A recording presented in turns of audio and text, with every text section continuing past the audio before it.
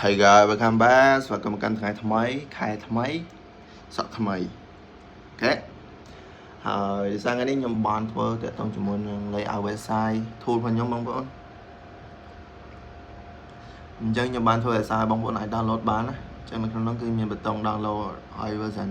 តំចេញ version 1ទេអញ្ចឹងនៅក្នុងនោះគឺវាងាយទេមានស្អីទេគ្រាន់តែយើងដូរសំឡេងវាហើយ zoom ចូលបន្តិច zoom in zoom out ហ្នឹង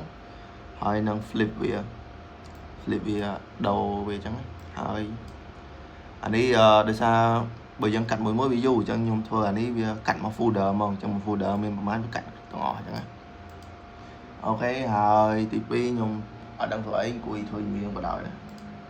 ចាំនេះមានកូដច្រើនហើយនេះអូខេអញ្ចឹងអានេះតនេអត់ដឹងធ្វើអីក៏ឆ្លៀតកាត់ជំនាញដាក់ចូល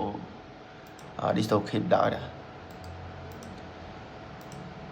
អូខេចាំមានប៉ុណ្្នឹងឯងចាំមើលមានអីបន្ថែមទៀត